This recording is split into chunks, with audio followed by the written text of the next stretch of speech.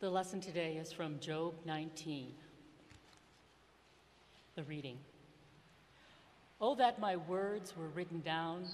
Oh, that they were inscribed in a book. Oh, that with an iron pen and with lead they were engraved on a rock forever. For I know that my Redeemer lives, and that at the last he will stand upon the earth. And after my skin has been thus destroyed, then in my flesh I shall see God, whom I shall see on my side, and my eyes shall behold, and not another. The word of the Lord. A day like today invites us to ask the difficult questions about why is there loss? Why is there heartbreak? Why is there suffering in this world? Why do we have to confront the painful reality of death? Today, as we light these candles and speak the names of those who have died, we are inevitably forced to ask these types of questions. Why did God allow for this to happen?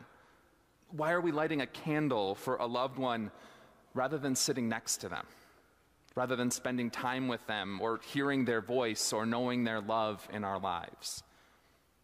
Death brings up a lot of difficult questions for us, and even more difficult emotions. And frankly, it's always been that way.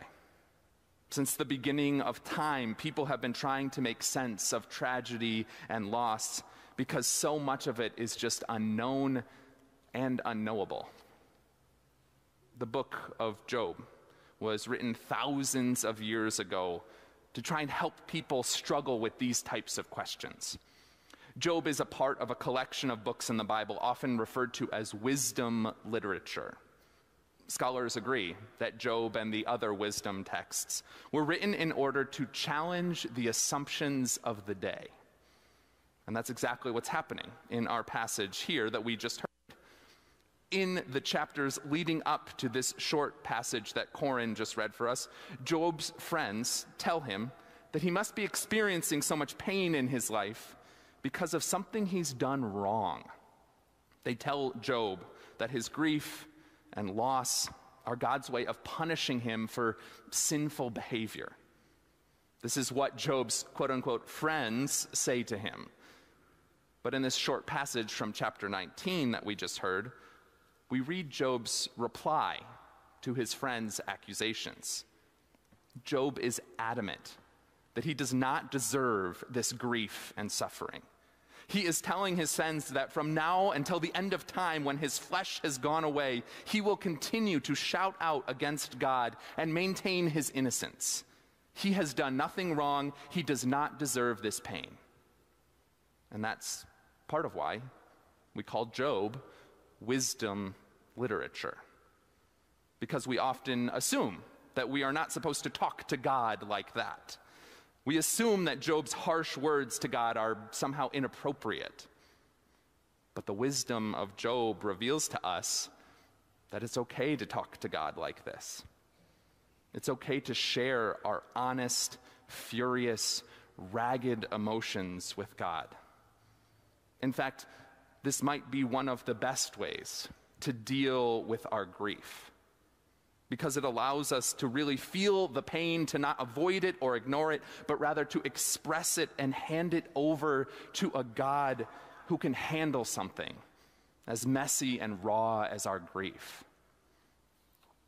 But Job has even more wisdom to share with us, because the entire book serves to make a very specific point clear: that tragedy and loss is not a punishment sent by God. Job's friends are not correct.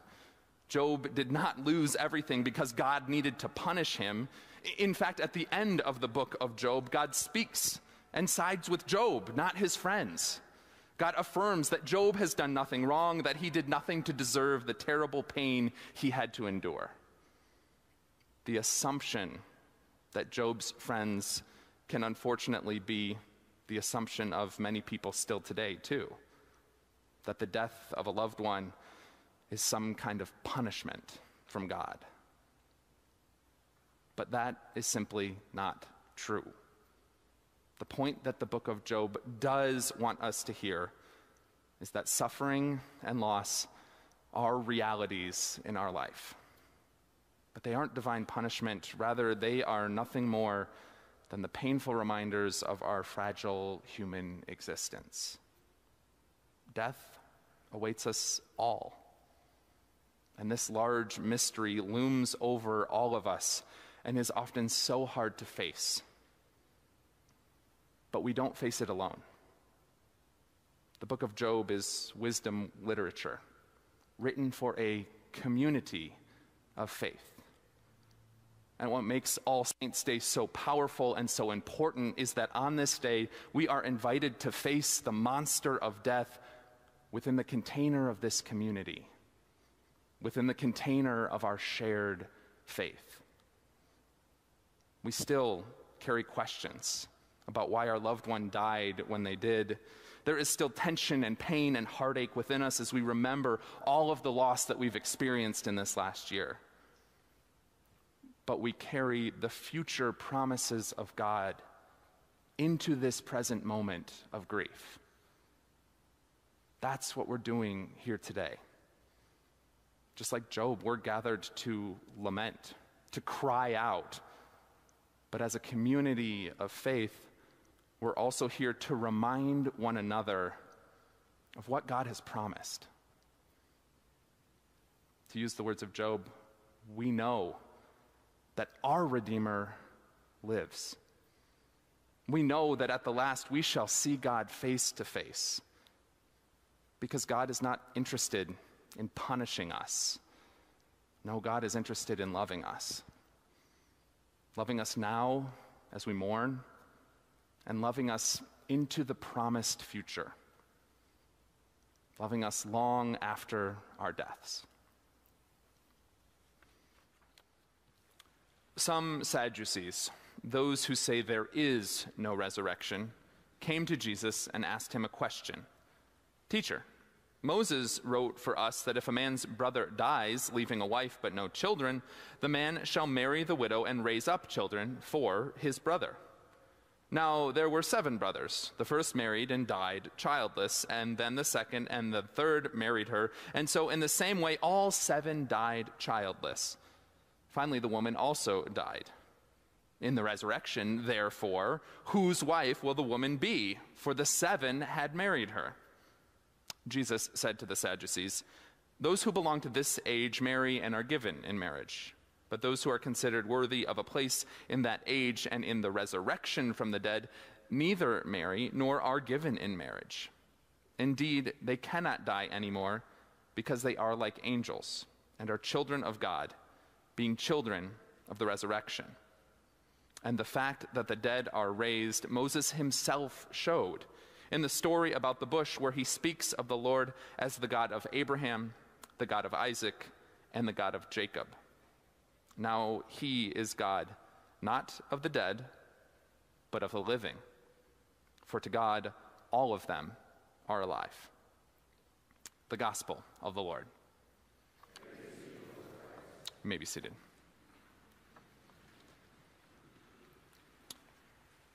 For to God, all of them are alive. This is a powerful line that Jesus delivers at the end of our gospel reading. For to God, all of them are alive. In the Bible, Jesus actually says very little about heaven and the afterlife. He does not ever provide us with details and descriptions about the pearly gates. In fact, most of the commonly held beliefs about heaven that we have, like the pearly gates, are from various novels or movies or commercials. Nowhere in the Bible do we hear about angels sitting on clouds, playing harps, and eating cream cheese. So what can we say about heaven then? That question is the premise of this gospel reading that we just heard.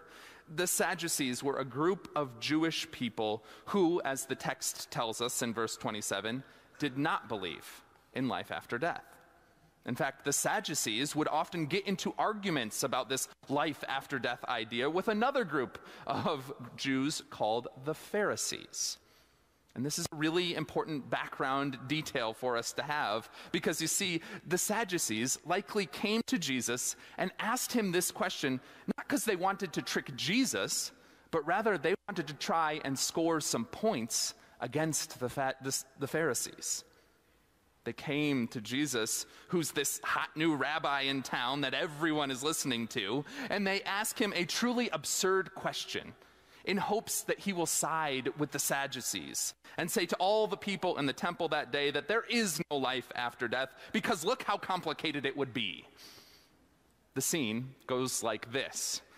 The Sadducees come to Jesus and they basically say, okay, what if there was this guy who's married and he dies, and his wife now, according to Jewish law, has to marry the guy's brother. And so she does. But this guy's brother also dies. But wait, there's another brother, and so she marries him, and yet it happens again, and this all keeps happening with marriages and deaths, and no one is at all getting suspicious about why the brothers keep dying, and there's 7 of them. And so then they all get to heaven, and there's this really crazy, awkward family reunion because there's 7 brothers and 1 wife, and she's been married to all of them. What happens now, Jesus? You see, the Sadducees don't really care about the answer. They just want to design the most ridiculous situation that frankly wouldn't even fly on an episode of Maury. But Jesus isn't playing this game, and he doesn't want us to play this game either. Heaven isn't anything like this world, Jesus says. You can cook up all sorts of crazy scenarios and elaborate ideas, but heaven isn't going to be anything like this reality. I wonder if Jesus would say the same thing to us as we try to describe heaven as a place with clouds and angels and harps and cream cheese.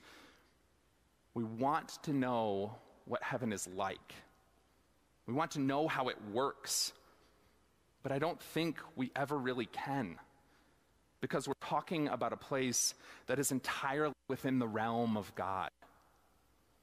It's a place that doesn't work anything like things do on earth. There's no time in heaven. Certainly no daylight savings. There's no laws of physics in heaven. Most importantly, there's no death in heaven. In short, we can't understand what it's going to be like with our tiny human brains. And so questions like the Sadducees just miss the point. In this reality and this world, death feels like a terrible ending to us. But I don't think God sees it that way at all.